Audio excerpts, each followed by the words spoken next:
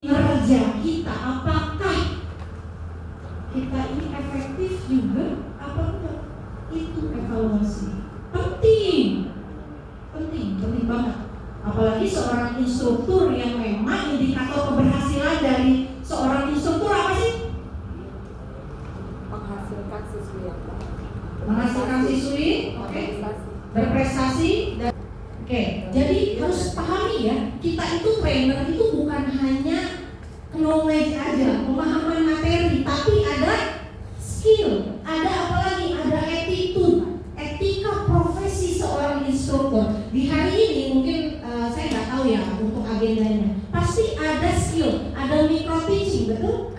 Ada micro teaching. Kenapa? Karena itu untuk meningkatkan bukan hanya pemahaman, tapi skillnya. Nah, coba pelajari kembali materi Bapak Ibu, skill yang akan ditingkatkannya apa? Nanti evaluasi, attitude-nya itu seperti apa? Makanya kan ada etika profesi seorang instruktur. Jadi evaluasi itu 3, knowledge, skill, dan catat ya, bukan hanya pemahaman loh, ya, bukan hanya ngajar A ini B ini C gitu, tapi ada skill, ada attitude, 3 aspek penting. Oke. Wah, PR-nya banyak nih mulai. Oke. Bapak Ibu, kalau kita ngomongin evaluasi, ya saya metafor ya. Membayangkan coba Bapak Ibu seperti GPS. Kalau kita mau tujuannya kemana nih? Ke Jakarta misalnya ya.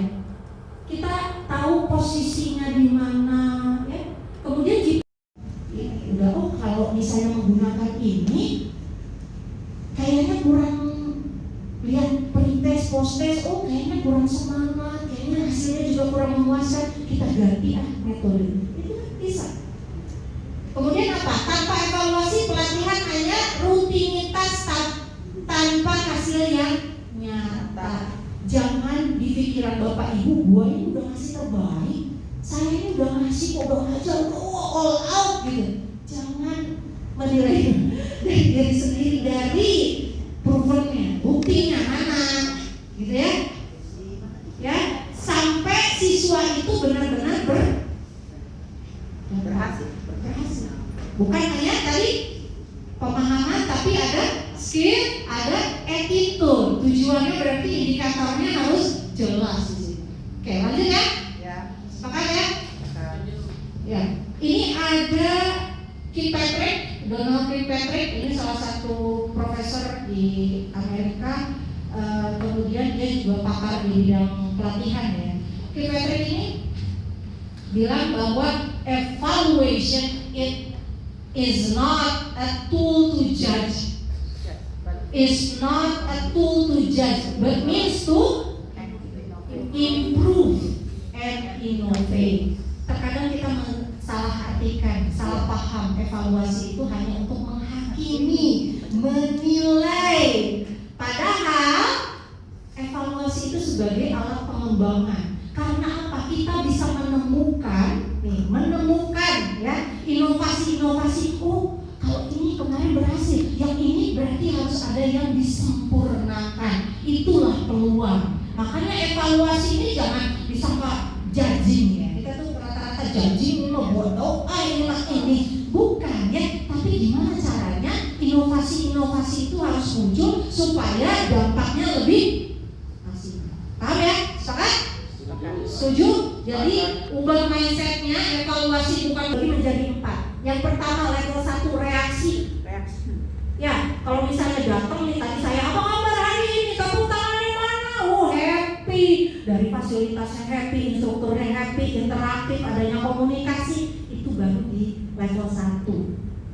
Kalau misalnya peserta datang itu keren gak ya instrukturnya? Answer gak di situ? Baik dari pemahamannya tadi, baik dari skillnya, makanya tadi ada micro teachingnya, attitude, etika profesinya, tidak menghakimi, bahkan mindsetnya pengen memajukan semua. Misalnya, apakah ini accurate atau tidak? Kemudian yang ketiga apa levelnya? Impact. Did the training change behavior? perilaku, merubah perilaku atau enggak. Kalau saya meyakini pelatihan ini 1 sampai 2 hari kayak Ci, itu masih evaluasi di level 2. Kenapa? Ada yang tahu? Kenapa? Main di perusahaan itu TNA itu diperhatikan, apalagi seorang masih aman kayak Ci, dapat evaluasi. Jadi ketika kita tahu mindsetnya evaluasi penting, kita itu harus membuat perangkatnya ini ya. Jangan sampai nggak buat bahaya. Tesnya lisan tertulis itu untuk naikin pengetahuan. Kalau misalnya praktik bisa dengan stimulan ya, seperti tadi ya, micro teaching katanya gitu ya, aktivasi praktek itu bisa masuk ya di sini. Kemudian apa lagi? Sikap observasi, dilihat dari mana ya, observasi, lihat komunikasi antar timnya atau ketika di challenge. Lesson plan sudah dibuat, oke, sudah berapa menit? 20 menit. Ketika assessment di ke depan itu 5 menit ya. Gimana supaya 5 menit itu pesannya nyampe tanpa mengurangi?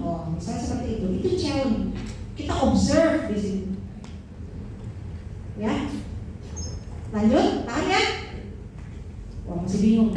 Ya, jadi sekali lagi kaidah penyusunan perangkat evaluasi ini yang harus Bapak Ibu lakukan. Apalagi kalau di perusahaan kata, perusahaan saya mah roti, esai jawaban singkat dengan salah menjodohkan pilihan ganda untuk tes tertulis. Nah, Bapak Ibu bisa menyesuaikan untuk format-formatnya ini. Kalau ditanya, mau apa pakai pilihan ganda apa jawaban singkat? Ini maunya kewek. Bentuk tesnya itu sesuai dengan tujuan. Kalau misalnya ada gambar ya kan tidak menjodohkan, ya misalnya gitu. Kalau sederhana benar salah, oke, jawaban singkat itu untuk faktual, ya bukan konseptual. Kalau esai konseptual, kalau umum ya amannya pilihan ganda. Kalau kita mudah dengan ChatGPT dengan yang lainnya. Bisa dibaca ya. Kenapa harus esai? Kenapa harus benar salah? Kenapa harus menjodohkan? Silakan dibuka link Google Drive-nya. Saya sudah kirim. Oke? Kalau disebut kompeten itu apa? Nah ini dari yang tadi, skill, attitude, knowledge. Dan ketika bertanya ya kepada peserta, jangan ngomongin tentang apa. Misalnya, apa sih pengertian evaluasi? Apa sih esai itu? Bukan apa, tapi ada cara pertanyaannya juga ada. Untuk menggali itu ada. Bagaimana caranya? Bagaimana kalau? Apa yang terjadi kalau? Ya, Pak, maksudnya? Jadi pertanyaan itu, materi itu bukan apa gitu. Bukan. Bagaimana supaya jadi kritis, supaya dia lebih ke pemahaman, bukan hafalan. Hafalan itu tes sederhana.